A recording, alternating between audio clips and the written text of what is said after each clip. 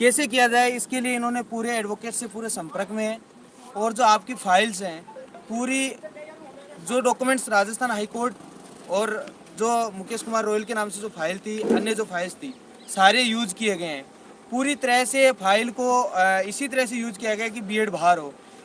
इसकी वजह से आपके पंजाब के अंदर कोर्ट ने परीक्षा की भी अनुमति नहीं दी। आपके लिए बहुत ही अच्छा अवसर था कि परीक्षा के लिए आपको बीएड वालों को अनुमति नहीं मिली। बैठना नहीं बैठना वो लीगल रूप से वो सही नहीं है। साथियों, अब आगे जो आज सुनवाई नहीं हो पाई, इसके बारे में दीपक जी जो आपके प्रधान जी हैं उन्होंने पूरा बता दिया है। ये कोर्ट का प्रोसेस है, नंबर आना नहीं आना, आगे पीछे लगना, ये कोर्ट प्रोसेस से लगता है। अपने किसी के करने से कुछ भी नहीं हो सकता। ये हमारे भी होता था राजस्थान हाईकोर्ट में, कई बार नंबर नहीं आता था। तो साथियों, अगली सुनवाई जो 16 मई है उसमें पूरी जो फाइल है डिपार्टमेंट आपका वो भी पूरी तरह से तैयार है और आपकी टीम है वो बहुत ही अच्छा कार्य कर रही है, जिसमें मैंने पूरी तरह से फाइलें वगैरह पूरी हमने सभी ने मिलकर थी और आप डिस्कस भी किया आपके एडवोकेट से। और शायद अगली सुनवाई में आशा करते हैं कि ये स्टे टूट जाना चाहिए। स्टे तो पिछली सुनवाई में ही टूट जाता, इतना बड़ा कोई इश्यू नहीं था। आपके थोड़ा सा हमारे से हटकर कुछ एक दूसरा इश्यू बना रहे हैं जो इश्यू नहीं बनना चाहिए। लेकिन जो भी है, भर्ती को रोकना बहुत आसान होता है, उसको मतलब पूरा करवाना बहुत मुश्किल हो जाता है। अपने को लगता है, अपने को 1 दिन 2 दिन 3 दिन भी ऐसे लगते हैं भर्ती रुकी होती है, बहुत मुश्किल से गुजरते हैं।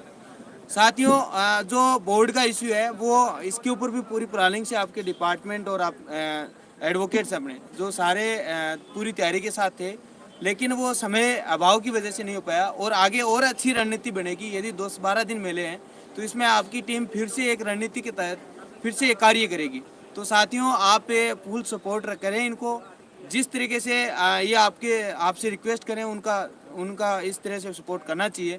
साथियों, ये जरूरी नहीं, हमारे भी कई बार कई भर्तियों में 1.5 साल स्टे रह जाता है। कोई जरूरी नहीं है, यूनियन कुछ नहीं कर पाती। जब सुप्रीम कोर्ट में हम कुछ नहीं कर पाए, हम चाहते थे कि कब क्या होना चाहिए लेकिन नहीं कर पाते हैं कई बार। तो साथियों, अपने हाथ में जज फैसला करवाना अपने हाथ में नहीं होता। लेकिन अगली सुनवाई होगी वो अहम सुनवाई होगी, जिसमें आपको बहुत ही अंतरिम रिलीफ मिल जाएगी। तो साथियों, अपने भगवान गॉड जो भी आप अपने परमात्मा जो भी मानते हैं उनसे प्रार्थना करें, वो ही सब कुछ हल कर सकते हैं। अपने एक माध्यम होते हैं कोर्ट में जाने का वो। और पूरा ये ज़रूर है कि आपको किसी प्रकार की टीम के ऊपर शंका करने की कोई आवश्यकता भी नहीं, क्योंकि इनकी फाइल, इनकी ड्राफ्टिंग वगैरह, इनके सीनियर एडवोकेट्स बहुत ही अच्छे हैं, वो फुल तैयारी के साथ हैं, वो भी चाहते हैं इसमें रिलीफ मिले। आज पूरे टाइम आपके सीनियर एडवोकेट्स अवेलेबल रहे कोर्ट 3 बजे 2-3 बजे से लगातार, लेकिन नहीं हो पाई, वो कोर्ट की प्रोसेसिंग थी। तो साथियों, इसी के साथ धन्यवाद, आप जुड़े रहें। ਸਾਰੇ ਬੇਰੁਜ਼ਗਾਰਾਂ ਦੇ ਆਪਣੇ ਸਾਥੀਆਂ ਨੂੰ ਸਤਿ ਸ੍ਰੀ ਅਕਾਲ। ਸਾਥੀਓ, ਜਿਵੇਂ ਪਿਛਲੇ ਸਮੇਂ ਤੋਂ ਆਪਾਂ ਦੇਖਦੇ ਹਾਂ ਵੀ ਹਰ ਇੱਕ ਹੀਅਰਿੰਗ ਤੋਂ ਬਾਅਦ ਆਪਣੇ ਸਾਥੀਆਂ ਦੇ ਵਿਚਾਰ ਹੁੰਦੇ ਨੇ ਕਿ ਸਟੇ ਟੁੱਟ ਨਹੀਂ ਸਕਿਆ। ਇਹਦੇ ਵਿੱਚ ਜ਼ਿਆਦਾ ਯੂਨੀਅਨ ਦੀ ਕਮੀ ਆ ਜਾਂ ਪ੍ਰੂਫਾਂ ਦੀ ਕਮੀ ਆ ਜਾਂ ਐਡਵੋਕੇਟਸ ਦੀ ਕਮੀ ਆ। ਸਾਥੀਓ, ਇਸ ਵਾਰ ਸਾਡੇ ਸਾਥੀ ਰਾਜਸਥਾਨ ਤੋਂ ਆਏ ਸੀ, ਕਿਉਂਕਿ ਇਹਨਾਂ ਨੇ ਉੱਥੇ ਪਹਿਲਾਂ ਕੇਸ ਲੜੇ ਹੋਏ ਸੀ ਸੁਪਰੀਮ ਕੋਰਟ ਦੇ ਵਿੱਚ ਵੀ, ਹਾਈ ਕੋਰਟ ਦੇ ਵਿੱਚ ਵੀ। ਚਲੋ ਸਾਨੂੰ ਲੱਗਿਆ ਵੀ ਸ਼ਾਇਦ ਕਈ ਵਾਰ ਹੋ ਸਕਦਾ ਵੀ ਇਹਨਾਂ ਕੋਲ ਪ੍ਰੂਫ ਕੋਈ ਅਲੱਗ ਤੋਂ ਹੋਵੇ ਜੋ ਸਾਡੇ ਕੋਲ ਨਾ ਹੋਵੇ। ਪਰ ਜਦ ਅਸੀਂ ਸਾਰੀਆਂ ਫਾਈਲਾਂ ਚੈੱਕ ਕਰੀਆਂ, ਇੱਕ ਦਿਨ ਪਹਿਲਾਂ ਮੁਕੇਸ਼ ਜੀ ਮੇਰੇ ਕੋਲ ਪਹੁੰਚ ਗਏ ਸੀਗੇ, ਅਸੀਂ ਰਾਤ ਨੂੰ ਵੀ ਸਾਰੀ ਤਿਆਰੀ ਕਰੀ ਤਾਂ ਮਾਰਨਿੰਗ ਵੀ ਸਾਰੀ ਫਾਈਲ ਚੱਕੀ, ਇੱਕ ਜਿਹੜਾ ਐਵੀਡੈਂਸ ਸੀ ਉਹ ਸੇਮ ਸੀ, ਸਾਰਾ ਕੁਝ ਪੂਰੀ ਤਿਆਰੀ 'ਚ ਸੀਗਾ।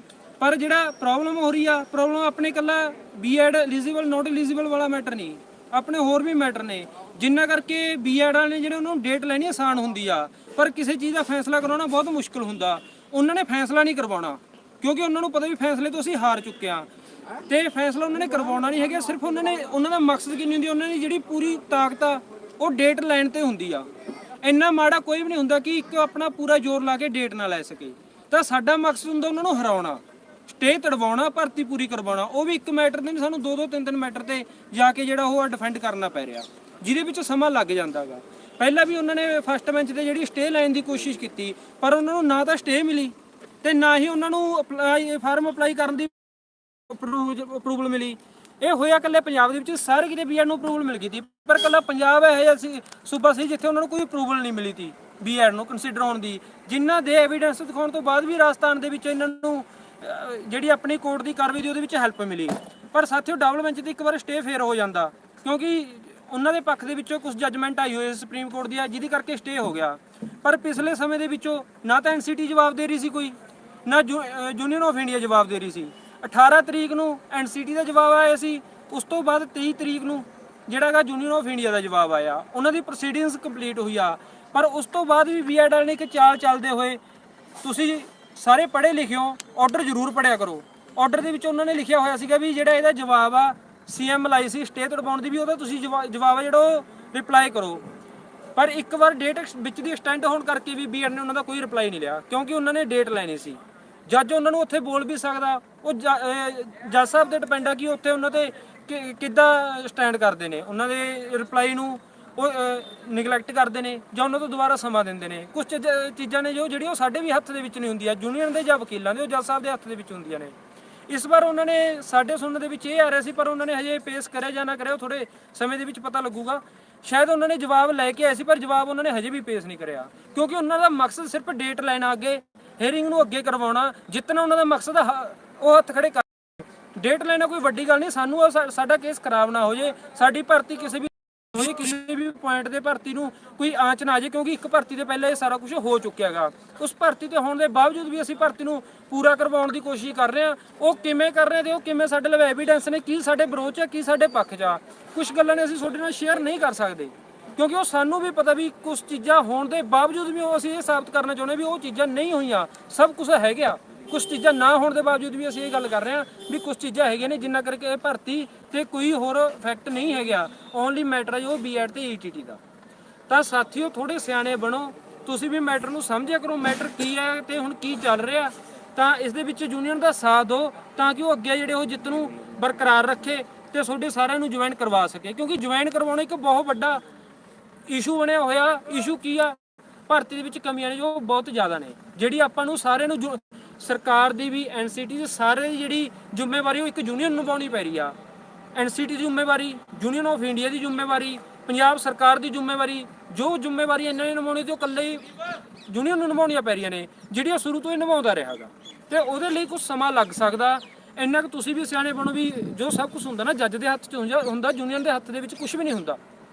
ਪਰ ਫਿਰ ਵੀ ਅਸੀਂ ਚਲੋ ਸਾਡੇ ਮਨ ਦੇ ਵਿੱਚ ਸ਼ੰਕਾ ਸੀ ਵੀ ਸ਼ਾਇਦ ਕੋਈ ਕਮੀ ਹੋਵੇ, ਸਾਡੇ 'ਚ ਵੀ ਹੋ ਸਕਦਾ, ਕਿਉਂਕਿ ਸਾਰੇ ਇਨਸਾਨ ਨੇ, ਕਮੀਆਂ ਕਿਸੇ ਦੇ ਵਿੱਚ ਵੀ ਰਹਿ ਸਕਦੀਆਂ ਨੇ, ਵੀ ਸ਼ਾਇਦ ਸਾਡੇ 'ਚ ਕੋਈ ਕਮੀ ਨਾ ਹੋਵੇ। ਅਸੀਂ ਮੁਕੇਸ਼ ਜੀ ਨੂੰ ਬੁਲਾਇਆ, ਇਹਨਾਂ ਨੇ ਡਾਕੂਮੈਂਟ ਦੇਖੇ, ਇੱਕ ਡਾਕੂਮੈਂਟ ਡਿਟੋ ਥਾ ਔਰ ਸभी फाइल में ਸਾਰੀਆਂ ਫਾਈਲਾਂ ਦੇ ਵਿੱਚ ਜੋ ਹੈਡਲਾਈਨ ਉਨਕੇ ਪੁਆਇੰਟ ਕੀਤੇ ਹੋਏ ਸੀ ਉਹ ਸਾਰੇ ਉਹਨਾਂ ਦੇ ਪਰਫੈਕਟ ਦੀ, ਜੋ ਅਸੀਂ ਇੱਕ ਦਿਨ ਪਹਿਲਾਂ ਰਾਤ ਨੂੰ 3 ਵਜੇ ਤੱਕ ਡਿਸਕਸ਼ਨ ਕਰਦੇ ਰਹੇ ਸੀਗੇ।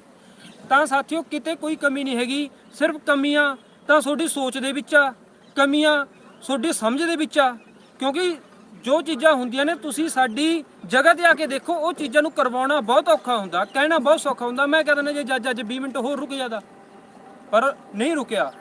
ਜਾਂ ਅਸੀਂ ਕਦੇ ਜਿਹੜਾ ਸਾਡਾ ਨੰਬਰ ਤੇ ਇੰਨੇ ਟਾਈਮ ਪਹਿਲਾਂ ਆ ਜਾਂਦਾ, ਜਾਂ ਅਸੀਂ ਕਹਿ ਸਕਦੇ ਸੀਗੇ ਵੀ ਜੱਜ ਨੇ ਪਹਿਲਾਂ ਭਰਤੀਆਂ ਕਰਤੀਆਂ, ਇਹ ਨਹੀਂ ਕਰ ਸਕਦਾ, ਇਹਨਾਂ ਨੂੰ ਕਰ ਦਿੰਦਾ। ਉਹ ਗੱਲਾਂ ਕਰਨੀਆਂ ਸੌਖੀਆਂ ਹੁੰਦੀਆਂ ਨੇ, ਵਰਬਲੀ ਉਹ ਹੋ ਸਕਦੀਆਂ ਨੇ, ਪਰ ਉਹਨਾਂ ਨੂੰ ਇੱਕ ਕਿਸੇ ਰੂਪ ਦੇ ਵਿੱਚ ਲੈ ਕੇ ਆਉਣਾ, ਸੱਚਾਈ ਦੇ ਵਿੱਚ ਲੈ ਕੇ ਆਉਣਾ, ਉਹਨੂੰ ਐਪਲੀਕੇਬਲ ਕਰਵਾਉਣਾ, ਉਹ ਇੱਕ ਬਹੁਤ ਵੱਡਾ ਮੁਸ਼ਕਿਲ ਕੰਮ ਹੁੰਦਾ ਗਾ। ਜਦ ਕਿ ਸਾਡੇ ਵਿਰੋਧੀ ਵੀ ਉਨੇ ਉਹਦੇ ਵਿੱਚ ਹੋਣ। ਹੁਣ ਕਈ ਸਾਥੀ ਵੱਲੋਂ ਕੀਤਾ ਜਾਂਦਾ ਵੀ ਤੁਸੀਂ ਸੀਨੀਅਰ ਵਕੀਲ ਕਰੇ ਨੇ। ਸਾਥੀਓ ਸੀਨੀਅਰ ਵਕੀਲਾਂ ਨੇ ਕੰਮ ਕੋਈ ਜਦੋਂ ਜੱਜਮੈਂਟ ਰਾਜਸਥਾਨ ਦੇ ਵਿੱਚ ਆਈ ਸੀ ਉਸ ਤੋਂ ਬਾਅਦ ਨਹੀਂ ਕੰਮ ਕਰਨ ਲੱਗੇ, ਕੋਈ ਸੁਪਰੀਮ ਕੋਰਟ ਦੇ ਵਿੱਚ ਕੇਸ ਜਾਣ ਤੋਂ ਬਾਅਦ ਨਹੀਂ ਕਰਨ ਲੱਗੇ। ਸੀਨੀਅਰ ਵਕੀਲ ਸਾਡੇ ਉਦੋਂ ਦੇ ਨੇ ਜਦ ਇਹਨਾਂ ਨੂੰ ਅਪਰੂਵਲ ਵੀ ਨਹੀਂ ਮਿਲੀ ਤੀ ਪੇਪਰ ਦੇ ਵਿੱਚ ਅਪਲਾਈ ਕਰਨ ਦੀ, ਤੇ ਇਹਨਾਂ ਨੂੰ ਪੇਪਰ ਦੇ ਵਿੱਚ ਬੈਠਣ ਦੀ, ਉੱਥੇ ਕੋਈ ਸਟੇ ਵੀ ਨਹੀਂ ਲੈਣ ਦਿੱਤਾ। ਸਾਡੇ ਜਿਹੜੇ ਸੀਨੀਅਰ ਐਡਵੋਕੇਟ ਨੇ ਉਹਦਾ ਕੰਮ ਕਰ ਰਹੇ ਨੇ, ਜਦ ਪੂਰੀ ਯੂਨੀਅਨ ਆਫ ਇੰਡੀਆ ਸਾਰੇ ਵਿਰੋਧ ਦੇ ਵਿੱਚ ਸੀ। ਜਿੱਥੇ ਫੈਸਲਾ ਹਿਮਾਚਲ ਦੇ ਵਿੱਚ ਵੀ ਸਾਡੇ ਵਿਰੋਧ ਦੇ ਵਿੱਚ ਆਏ ਸੀ, ਸਾਡੇ ਸਾਰੀਆਂ ਭਰਤੀਆਂ ਜਿਹੜੀਆਂ ਬੀਐਡ ਨਾਲ ਕੰਪਲੀਟ ਹੋ ਰਹੀਆਂ ਸੀ, ਕਿਤੇ ਵੀ ਈਟੀਟੀ ਦਾ ਵਜੂਦ ਨਹੀਂ ਸੀ। ਸਿਰਫ 2 ਸੂਬਿਆਂ ਦੇ ਵਿੱਚ ਈਟੀਟੀ ਦਾ ਵਜੂਦ ਬਚਦਾ ਦਿਖਦਾ ਸੀ, ਉਹ ਸੀਗਾ ਰਾਜਸਥਾਨ ਤੇ ਪੰਜਾਬ। ਅਸੀਂ ਦੋਨੇ ਸਟੇਟ ਉਦੋਂ ਦੇ ਹੀ ਇੱਕ ਦੂਜੇ ਦੇ ਲਿੰਕ ਦੇ ਵਿੱਚ ਆ ਤੇ ਈਟੀਟੀ ਨੂੰ ਬਚਾਉਣ ਦੀ ਪੂਰੀ ਕੋਸ਼ਿਸ਼, ਤੇ ਅੱਜ ਇਸ ਮੁਕਾਮ ਤੇ ਪਹੁੰਚਿਆ ਵੀ ਈਟੀਟੀ ਬਚ ਗਈ। ਪਰ ਪ੍ਰੋਬਲਮ ਕੀ ਹੈ ਵੀ ਫੈਸਲਾ ਕਿੰਨਾ ਜਲਦੀ ਹੋਵੇ, ਉਹਦੇ ਲਈ ਉਹਨਾਂ ਦੇ ਸਟੇਟ ਦੇ ਕੁਝ ਕੀਤੇ ਹੋਏ ਕੰਮ ਉਹਨਾਂ ਦੇ ਪੱਖ ਦੇ ਵਿੱਚ ਵਗ ਜਾਂਦੇ ਨੇ ਤੇ ਉਹ ਸਾਡੇ ਵਿਰੋਧ ਦੇ ਵਿੱਚ ਵਗ ਜਾਂਦੇ ਨੇ। ਉਹਨਾਂ ਨੂੰ ਡੇਟ ਲਾਈਨ ਦੇ ਵਿੱਚ ਆਸਾਨੀ ਹੋ ਜਾਂਦੀ, ਸਾਨੂੰ ਕੰਮ ਕਰਨ ਨੂੰ ਜਿਹੜੀ ਕਠਿਨਾਈ ਪੈਦਾ ਕਰਦੇ ਨੇ। ਤਾਂ ਸਾਥੀਓ ਸਾਰੀ ਚੀਜ਼ ਨੂੰ ਤੁਸੀਂ ਇੰਨੇ ਪੜ੍ਹੇ ਲਿਖੇ ਹੋਗੇ, ਸਾਰੀ ਚੀਜ਼ ਨੂੰ ਤੋਲ ਨਾਪ ਕੇ ਕਰਿਆ ਕਰੋ, ਕਿਉਂਕਿ ਜੋ ਇੱਥੇ ਕੰਮ ਹੁੰਦਾ ਸਭ ਕੁਝ ਜੱਜ ਸਾਹਿਬ ਦੇ ਹੱਥ 'ਚ ਹੁੰਦਾ। ਅਸੀਂ ਉਹਨਾਂ ਨੂੰ ਆਪਦਾ ਬਿਆਨ ਕਰ ਸਕਦੇ ਹਾਂ, ਉਹਨਾਂ ਨੂੰ ਕੋਈ ਚੀਜ਼ ਨੂੰ ਅਸੀਂ ਕਰ ਸਕਦੇ ਵੀ ਨਹੀਂ, ਪਰ ਕਈ ਚੀਜ਼ਾਂ ਪਹਿਲਾਂ ਜੋ ਹੋ ਚੁੱਕੀਆਂ ਨੇ ਉਹਨਾਂ ਨੂੰ ਵੀ ਇਹ ਕਹਿਣਾ ਵੀ ਹਾਂ ਜੋ ਜੱਜ ਸਾਹਿਬ ਕਹਿ ਚੁੱਕੇ ਨੇ ਵੀ ਨਹੀਂ ਹੈਗੀਆਂ, ਉਹਨਾਂ ਚੀਜ਼ਾਂ ਨੂੰ ਵੀ ਕਹਿਣਾ ਵੀ ਉਹ ਹੈਗੀਆਂ ਨੇ। ਤਾਂ ਇਹ ਚੀਜ਼ਾਂ ਸਾਬਤ ਕਰਨੀ ਇੱਕ ਮੁਸ਼ਕਿਲ ਕੰਮ ਹੁੰਦਾ। ਤਾਂ ਸੋ ਸਾਥੀਓ ਸਾਰੇ ਸਾਥ ਦਿਓ, ਸਿਆਣੇ ਬਣੋ, ਗੱਲ ਨੂੰ ਸਮਝਿਆ ਕਰੋ। ਤਰਕ ਕਰਨਾ ਕੋਈ ਵੱਡੀ ਗੱਲ ਨਹੀਂ, ਤਰਕ ਤਾਂ ਕਿਸੇ ਵੀ ਚੀਜ਼ ਤੇ ਹੋ ਸਕਦਾ, ਤਰਕ ਕਰਨਾ ਵੱਡੀ ਗੱਲ ਨਹੀਂ, ਉਸ ਚੀਜ਼ ਨੂੰ ਸਮਝਣਾ बहुत ਵੱਡੀ ਗੱਲ है। तो साथियों ये डेट की बात आती है, जनरल जी ने आपको बताया है, हम भी इस फैसले को राजस्थान हाई कोर्ट के अंदर परीक्षा से पहले करवाने के लिए लगातार सुनवाई करवाई थी, लेकिन जब अपने हाथ में नहीं होता, जज साहब ने साफ मना कर दिया कि फैसला नहीं करेंगे परीक्षा से पहले, और उनको अनुमति दे दी। अंडर के लिए कभी किसी के लिए, कभी आईए के ऊपर कर लेते। तो डेट लेना बहुत आसान है, फैसला करवाना, कोर्ट को संतोषजनक करना, संतुष्ट करना, उससे एग्री करना कि आप फैसला करो, वो बहुत मुश्किल होता है। हर पूरी तरह से डिपार्टमेंट, हर तरीके से आपकी यूनियन पूरी तरह से संघर्ष कर रही थी, लेकिन कोर्ट में नंबर नहीं आया। यदि इस बार नंबर आता तो इस मामले में पूरी तरह से फैसला होने की पूरी संभावना थी। जो भी है अंतरिम राहत जरूर मिल जाती, लेकिन अब अगली सुनवाई होगी उसमें मिलेगी आपको। यूनियन अभी भी कुछ कार्य के लिए रणनीति के तहत करेगी, तो उसमें आप सहयोग करें। और आपको इस मामले में किसी भी तरीके से डरने की जरूरत नहीं है कि बीएड वाला इश्यू तो लगभग 90%, 99% खत्म हो चुका है। अब केवल आपका बोर्ड का इश्यू है, वो जल्द ही आपका खत्म हो जाए। अगली सुनवाई में उनको किसी प्रकार से तारीख ना लेने दी जाएगी, ना ले सकते हो। हाँ जी, सारिਆਂ ਨੂੰ ਪਿਆਰ ਭਰੀ ਸਤਿ ਸ਼੍ਰੀ ਅਕਾਲ। ਤਾਂ ਸਾਥੀਓ ਬੜੀ ਬਰੀਕੀ ਦੇ ਵਿੱਚ ਤੁਹਾਨੂੰ ਆਪਣੇ ਮੁਕੇਸ਼ ਰੋਇਲ ਜੀ ਜਿਹੜੇ ਰਾਜਸਥਾਨ ਤੋਂ ਸਪੈਸ਼ਲੀ ਆਏ ਸੀਗੇ, ਔਰ ਜਰਨੈਲ ਨਾਗਰਾ ਜੀ ਆਪਣੇ ਕਾਨੂੰਨੀ ਸਲਾਹਕਾਰ, ਉਹਨਾਂ ਨੇ ਬਰੀਫ ਦੇ ਵਿੱਚ ਸਭ ਕੁਝ ਤੁਹਾਨੂੰ ਦੱਸਤਾ ਹੈਗਾ। ਸੋ ਨਮੋਸ਼ੀ ਤਾਂ ਦੇਖੋ ਹੁੰਦੀ ਹੈ ਨਾ ਹਰ ਵਾਰ, ਜਿਹੜਾ ਹੈਗਾ ਬਹੁਤ ਸਾਨੂੰ ਅਸੈਪਟੇਸ਼ਨਸ ਹੁੰਦੀਆਂ ਹੈਗੀਆਂ ਕਿ ਇਸ ਵਾਰ ਜਿਹੜਾ ਹੈਗਾ, ਔਰ ਇਸ ਵਾਰ ਤਾਂ ਖਾਸ ਤੌਰ ਤੇ ਜਿਹੜਾ ਹੈ ਉਹ ਆਪਾਂ ਦੇਖ ਰਹੇ ਹੈਗੇ ਸੀਗੇ ਕਿ ਸਟੇ ਜਿਹੜੀ ਹੈ ਉਹ ਤੜਵਾਉਣੀ ਜਿਹੜੀ ਹੈਗੀ ਆ ਉਹ ਟੁੱਟਣੀ ਵੀ ਸੀਗੀ ਹਰ ਹਾਲ ਦੇ ਵਿੱਚ, ਕਿਉਂਕਿ ਕੋਈ ਵੀ ਜਿਹੜੀ ਆ ਕਮੀ ਨਹੀਂ ਹੈਗੀ ਸੀਗੀ। ਔਰ ਖਾਸ ਗੱਲ ਇਹ ਹੈਗੀ ਸੀਗੀ ਕਿ ਇਸ ਵਾਰ ਆਪਣੇ ਸੀਨੀਅਰ ਐਡਵੋਕੇਟ ਆਤਮਾ ਰਾਮ ਜੀ ਜਿਹੜਾ ਉਹ 2 ਘੰਟੇ ਤੋਂ ਲਗਾਤਾਰ ਜਿਹੜਾ ਉਹ ਕੋਰਟ ਦੇ ਵਿੱਚ, ਔਰ ਉਹਨਾਂ ਦੇ ਨਾਲ ਜਿਹੜੇ ਸੀਨੀਅਰ ਐਡਵੋਕੇਟ ਅਮਿਤ ਝਾਂਜੀ ਜੀ ਜਿਹੜੇ ਹੈਗੇ, ਔਰ ਆਪਣੇ ਐਚਐਸ ਸੈਣੀ, ਔਰ ਡਿਪਾਰਟਮੈਂਟ ਤੋਂ ਨਵਦੀਪ ਛਾਪੜਾ ਜੀ। ਮਤਲਬ ਕਿ ਆਪਾਂ ਕਹਿ ਸਕਦੇ ਹਾਂ ਕਿ ਇੰਨੀ ਜ਼ਿਆਦਾ ਤਿਆਰੀ ਦੇ ਨਾਲ ਜਦੋਂ ਅਸੀਂ ਅੰਦਰ ਜਾਂਦੇ ਹੈਗੇ ਆ, ਨੰਬਰ ਆਉਂਦਾ ਹੈਗਾ, ਤਾਂ ਉਸ ਤੋਂ ਪਹਿਲਾਂ ਲਗਭਗ ਇੱਕ ਕ੍ਰਿਮੀਨਲ ਕੇਸ ਸ਼ਾਇਦ ਹੈਗਾ ਸੀਗਾ, ਤਾਂ ਉਹਦੇ ਉੱਪਰ ਲਗਭਗ 45 ਮਿੰਟ ਲੱਗਦੇ ਹੈਗੇ ਆ। ਤਾਂ ਉਹ 45 ਮਿੰਟ ਲੱਗਣੇ ਦੀ ਵਜ੍ਹਾ ਕਰਕੇ, ਔਰ 15 ਮਿੰਟ ਸਰਕਾਰੀ ਵਕੀਲ ਉਸ ਦੇ ਅਗੇਂਸਟ ਬੋਲਦਾ, ਲਗਭਗ ਉਹ ਘੰਟਾ ਖਾ ਜਾਂਦੇ ਆ ਉਸ ਕੇਸ ਦੀ। ਕੇਸ ਨੰਬਰ ਜਿਹੜਾ ਹੈਗਾ ਸੀਗਾ 225, ਜਿਹੜਾ ਤੁਸੀਂ 229 ਜਦੋਂ ਤੁਹਾਨੂੰ ਸ਼ੋਅ ਹੋ ਰਿਹਾ ਹੈਗਾ ਸੀਗਾ ਉਹਦੇ ਵਿੱਚ, ਤਾਂ ਉਦੋਂ 225 ਨੰਬਰ ਕੇਸ ਚੱਲ ਰਿਹਾ ਸੀਗਾ, ਜਿਹਦੀ ਵਜ੍ਹਾ ਕਰਕੇ ਕੀ ਹੋਇਆ ਕਿ ਇੰਨਾ ਜ਼ਿਆਦਾ ਸਮਾਂ ਲੱਗਿਆ। ਔਰ ਉਸ ਦੀ ਵਜ੍ਹਾ ਕਰਕੇ ਜਿਹੜਾ ਹੈ ਕਿ ਆਪਣਾ ਨੰਬਰ ਜਦੋਂ ਜਾ ਕੇ ਆਪਣੇ ਆਤਮਾ ਰਾਮ ਜੀ ਮੂਹਰੇ ਬੈਠੇ ਹੁੰਦੇ ਹੈਗੇ ਆ, ਤੇ ਇੱਕ ਜਦੋਂ ਆਪਣੀ ਵਾਰੀ ਆਉਂਦੀ ਹੈਗੀ ਹੈ ਤਾਂ ਔਨ ਦਾ ਸਪੋਰਟ ਹੀ ਜਿਹੜਾ ਹੈਗਾ ਆਪਣੇ ਜਿਹੜੇ ਦੋਨੋਂ ਜੱਜ ਜਿਹੜੇ ਆ ਉਹ ਕੀ ਹੈ ਖੜੇ ਹੋ ਕੇ ਬਾਹਰ ਚਲੇ ਜਾਂਦੇ ਹੈਗੇ ਆ। ਸੋ ਉਸ ਦੀ ਵਜ੍ਹਾ ਕਰਕੇ ਇੱਕ ਵਾਰ ਫਿਰ ਨਮੋਸ਼ੀ ਦਾ ਸਾਹਮਣਾ ਆਪਾਂ ਨੂੰ ਕਰਨਾ ਪੈ ਰਿਹਾ ਹੈਗਾ। ਇੱਕ ਵਾਰ ਫਿਰ ਤੋਂ ਤੁਹਾਨੂੰ ਵੀ ਸਾਰਿਆਂ ਨੂੰ ਸ਼ਾਇਦ ਨਿਰਾਸ਼ ਹੋਣਾ ਪੈ ਰਿਹਾ, ਲੇਕਿਨ ਇਹਦੇ ਵਿੱਚ ਕੋਈ ਵੀ ਕੁਝ ਨਹੀਂ ਕਰ ਸਕਦਾ। ਆਪਣੇ ਥੋੜਾ ਜਿਹਾ ਹੋਰ ਸਬਰ ਬਹੁਤ ਜ਼ਿਆਦਾ ਕਰ ਲਿਆ। ਹਰ ਵਾਰ ਕੁਝ ਲੋਕ ਹੁਣ ਤੰਜ ਵੀ ਕੱਸ ਰਹੇ ਹੋਣਗੇ, ਕਮੈਂਟਸ ਵੀ ਆ ਰਹੇ ਹੋਣਗੇ, ਹਾਂ ਪਤਾ ਹੀ ਸੀ ਇਹਨਾਂ ਨੇ ਲਾਸਟ ਤੇ ਇਹੀ ਕੁਝ ਹੀ ਬੋਲਣਾ ਹੈਗਾ। ਇਹ ਮੈਂ ਗਰੁੱਪਾਂ ਦੇ ਵਿੱਚ ਵੀ ਅਸੀਂ ਅਕਸਰ ਦੇਖ ਰਹੇ ਹੈਗੇ ਹਾਂ ਕਿ ਲੋਕ ਬਹੁਤ ਜ਼ਿਆਦਾ ਤੰਜ ਦੇ ਵਿੱਚ ਲੈ ਰਹੇ ਹੈਗੇ, ਬਹੁਤ ਜ਼ਿਆਦਾ ਹਾਸੋਹੀਣੇ ਮਜ਼ਾਕੀਆ ਤੌਰ ਤੇ ਮਜ਼ਾਕੀਆ ਲਹਿਜੇ ਦੇ ਵਿੱਚ ਕਮੈਂਟ ਵੀ ਕਰ ਰਹੇ ਹਾਂ ਕਿ ਯੂਨੀਅਨ ਨੇ ਇਹੀ ਕੁਝ ਹੀ ਆ ਕੇ ਬੋਲਣਾ ਹੁੰਦਾ ਕਿ ਲਾਸਟ ਤੇ ਆ ਕੇ ਇਹੀ ਚੀਜ਼ ਬੋਲਣਗੇ ਕਿ ਹਾਂ ਟਾਈਮ ਅੱਗੇ ਹੋ ਗਿਆ, ਤਰੀਕ ਅੱਗੇ ਮਿਲ ਗਈ, ਜਾਂ ਉਹਨਾਂ ਨੂੰ ਟਾਈਮ ਘੱਟ ਮਿਲਿਆ, ਸੋ ਐਂਡ ਸੋ ਤਰ੍ਹਾਂ ਦੀ। ਮਤਲਬ ਕਿ ਇਸ ਤਰ੍ਹਾਂ ਦੇ ਕਮੈਂਟ ਕਰਕੇ ਵੀ ਜਿਹੜਾ ਸਾਡੇ ਸਾਥੀ ਜਿਹੜੇ ਹੈ ਉਹ ਸਾਨੂੰ ਲਗਾਤਾਰ ਟਾਰਗੇਟ ਕਰ ਰਹੇ ਔਰ ਕਰੀ ਵੀ ਜਾ ਰਹੇ ਹੈਗੇ ਆ। ਲੇਕਿਨ ਚਲੋ ਕੋਈ ਗੱਲ ਨਹੀਂ, ਵਾਹਿਗੁਰੂ ਦੀ ਕਿਰਪਾ ਦੇ ਨਾਲ, ਉਹਦੀ ਦਿੱਤੀ ਬਖਸ਼ਿਸ਼ ਦੇ ਨਾਲ, ਦਿੱਤੀ ਤਾਕਤ ਦੇ ਨਾਲ ਅਸੀਂ ਲਗਾਤਾਰ ਮਿਹਨਤ ਕਰ ਰਹੇ ਹਾਂ। ਪਿਛਲੇ 2 ਦਿਨਾਂ ਤੋਂ ਉਰੇ ਵੀ ਆਏ ਹੋਏ ਸੀਗੇ, ਦਿੱਲੀ ਵੀ ਗਏ, ਜਲਾਲਾਬਾਦ ਪ੍ਰੋਟੈਸਟ ਵੀ ਲਗਾਇਆ, ਕੰਟੀਨਿਊ ਚੱਲ ਰਹੇ ਹੈਗੀਆਂ। ਸੋ ਹੁਣ ਇਸ ਤੋਂ ਬਾਅਦ 2364 ਦੀ ਆਪਣੀ ਵਾਰੀ ਹੈਗੀ ਹੈ। 2364 ਦੀ 12 ਤਰੀਕ ਨੂੰ ਆਪਣੇ ਆਪਾਂ ਦੀ ਕੋਸ਼ਿਸ਼ ਰਹੂਗੀ ਪੰਜਾਬ ਦੇ ਏਜੀ ਨੂੰ ਰਿਪਰੈਜ਼ੈਂਟ ਕਰਵਾ ਕੇ, ਆਪਣੇ ਜਿਹੜੀ ਯੂਨੀਅਨ ਵੱਲੋਂ ਵੀ ਆਰੇ ਲੱਗੀ ਹੋਈ ਹੈ, ਸੋ ਹੋਰ ਵੀ ਦੂਸਰੀਆਂ ਕੁਝ ਆਪਣੇ ਅਲੱਗ-ਅਲੱਗ ਆਰੇ ਲੱਗੀਆਂ ਹੋਈਆਂ ਹੈਗੀਆਂ। ਸੋ 12 ਤਰੀਕ ਨੂੰ ਜਿਹੜਾ ਆਪਾਂ ਹੁਣ ਆਪਣੇ ਉਹਦੇ ਵਿੱਚ ਵੀ ਬਹੁਤ ਸਾਰੇ ਸਾਥੀਆਂ ਦਾ ਜਿਹੜਾ ਹੈਗਾ ਨੰਬਰ ਆ ਰਿਹਾ ਹੈਗਾ। ਸੋ ਵਾਹਿਗੁਰੂ ਅੱਗੇ ਅਰਦਾਸ ਕਰਨੀ ਹੈ ਕਿ 2364 ਜਿਹੜੀ ਹੈ ਉਹ 12 ਤਰੀਕ ਨੂੰ ਜਿਹੜਾ ਉਸ ਦੀ ਬਹਾਲੀ ਦਾ ਜਿਹੜਾ ਉਹ ਕੰਮ ਜਿਹੜਾ ਹੈਗਾ ਉਹ ਵੀ ਆਪਣਾ ਨਿਬੜਨਾ ਚਾਹੀਦਾ ਹੈਗਾ। ਔਰ ਨਾਲ ਦੀ ਨਾਲ ਜਿਹੜਾ 994 ਦਾ ਪੋਰਟਲ ਜਿਹੜਾ ਹੈਗਾ ਉਹ ਜਿਵੇਂ ਕਿ ਆਪਾਂ ਨੇ ਮੀਤ ਹੇਰ ਨਾਲ ਜਲਾਲਾਬਾਦ ਗੱਲ ਕਰੀ ਸੀਗੀ ਕਿ ਜਲਦੀ ਨਰੋਲ ETT ਬੇਸ ਤੇ ਜਿਹੜਾ ਉਹ ਵੀ ਜਿਹੜਾ ਉਹ ਆਪਣੀ 994 ਦਾ ਜਿਹੜਾ ਪੋਰਟਲ ਜਿਹੜਾ ਉਹ ਓਪਨ ਹੋਣਾ ਚਾਹੀਦਾ ਹੈਗਾ। ਬਾਕੀ ਜਿਹੜੀਆਂ ਗੱਲਾਂ ਹੈਗੀਆਂ ਉਹ ਬਲਾਕ ਲੈਵਲ ਤੇ ਜੋ ਹੋਈਆਂ ਸੀਗੀਆਂ ਉਹ ਚਲੋ ਉਹ ਉੱਥੇ ਕਰੀਆਂ ਸੀਗੀਆਂ, ਕੁਝ ਗੱਲਾਂ ਨਹੀਂ ਆਪਾਂ ਓਪਨ ਕਰ ਸਕਦੇ। ਸੋ ਇਹ ਸਾਰੀਆਂ ਗੱਲਾਂ ਹੈਗੀਆਂ ਸੀਗੀਆਂ ਸਾਥੀਓ, ਸਾਥ ਦਿਓ ਔਰ ਪੂਰਾ ਤਨ ਮਨ ਧਨ ਦੇ ਨਾਲ ਜਿਹੜਾ ਸਾਥ ਦਿਓ। ਹਾਂਜੀ ਧੰਨਵਾਦ ਜੀ। ਸਤਿ ਸ਼੍ਰੀ ਅਕਾਲ ਜੀ ਸਾਰਿਆਂ ਨੂੰ। ਮੈਂ ਲਗਭਗ ਸਭ ਦੇ ਜਿਹੜੇ ਕੁਐਸਚਨ ਪੜ੍ਹ ਰਿਹਾ ਸੀ ਲਾਈਵ ਚੈਟ ਦੇ ਵਿੱਚ, 3 ਤੋਂ 4 ਕੁਐਸਚਨ ਬਣੇ ਸੀ, ਮੈਂ ਸਭ ਦੇ ਜਵਾਬ ਦਵਾਂਗਾ। ਪਹਿਲਾ ਕੁਐਸਚਨ ਸੀਗਾ ਤੁਹਾਡਾ ਵੀ ਡੇਟ ਅੱਗੇ ਕਿਉਂ ਮਿਲੀ ਹੈ ਨਾ। ਡੇਟ ਦੇ ਬਾਰੇ ਸਭ ਕੁਝ ਦੱਸ ਦਿੱਤਾ ਆਪਣੇ ਜਿਹੜੇ ਸਾਥੀਆਂ ਨੇ। ਪਹਿਲਾਂ ਜੱਜ ਉੱਠ ਖੜਿਆ ਸੀ ਵੀ ਭਾਈ ਯੂਨੀਅਨ ਦਾ ਕੰਮ ਆ ਜਿਹੜਾ ਮਿਹਨਤ ਕਰਨਾ ਹੈਗਾ ਤੇ ਮਿਹਨਤ ਕਰ ਰਹੇ ਆ। ਮੁਕੇਸ਼ ਜੀ ਨੂੰ ਇੱਥੇ ਬੁਲਾਇਆ ਸੀਗਾ ਆਪਾਂ ਨੇ, ਲਗਭਗ ਅੱਜ ਤੀਸਰਾ ਦਿਨ ਹੈਗਾ। 30 ਤਰੀਕ ਨੂੰ ਆਪਣੇ ਕੋਲ ਆਏ ਸੀਗੇ ਇਸ ਮੈਟਰ ਦੇ ਲਈ, ETT BEd ਲਈ ਤੇ ਆਪਣਾ, ਕਿਉਂਕਿ ਸੁਪਰੀਮ ਕੋਰਟ ਦੇ ਵਿੱਚ ਜਿਹੜਾ ਕੋਈ ਵੀ ਸਟੇ ਨਹੀਂ ਹੋਇਆ ਪਰ ਹਾਈ ਕੋਰਟ ਦੇ ਵਿੱਚ ਸਟੇ ਆ। ਕਿਉਂਕਿ ਸਾਰੇ ਸਾਥੀ ਕਹਿ ਰਹੇ ਸੀਗੇ ਵੀ ਤੁਸੀਂ ਰਾਜਸਥਾਨ ਨਾਲ ਗੱਲ ਕਰੋ ਤਾਂ ਅਸੀਂ ਦੇ ਮੁਕੇਸ਼ ਨੂੰ ਸਪੈਸ਼ਲੀ ਇੱਥੇ ਬੁਲਾ ਲਿਆ। ਕਾਹਦੇ ਲਈ?